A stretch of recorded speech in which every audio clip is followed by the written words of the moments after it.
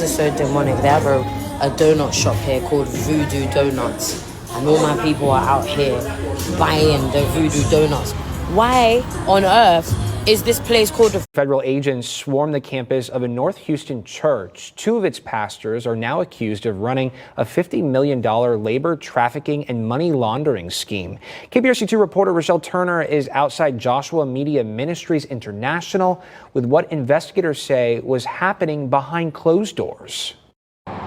Federal prosecutors say the two leaders solicited donations and even forced followers into labor.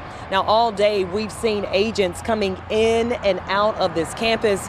We spoke to a man who works next door, and he says that he noticed unusual activity at the church in the past year.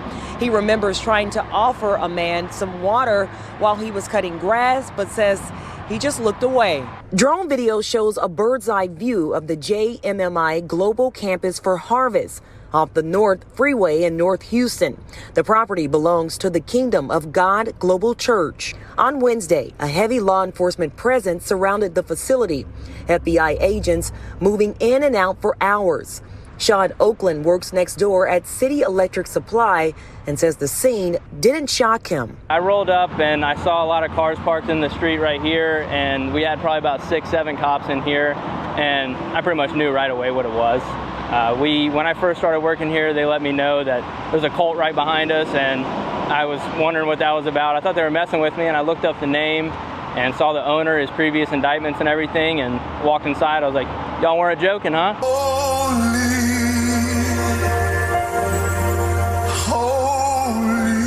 Federal prosecutors say ministry leaders David Taylor and Michelle Brannon ran call centers in Michigan, Florida, Texas, and Missouri.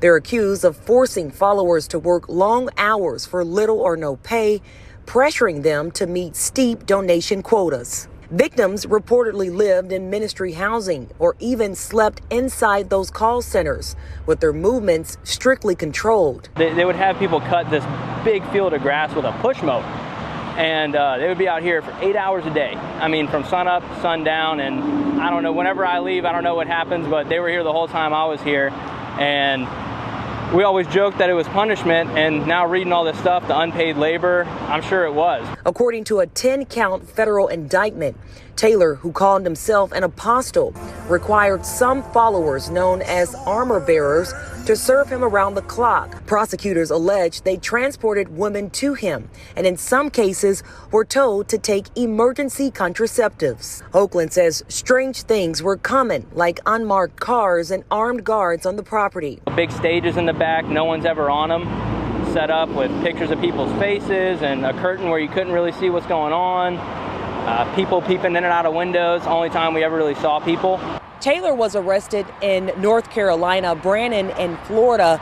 Both are expected to make their first court appearances very soon. Investigators say this is only the beginning, and they're urging anyone who may be victimized to come forward.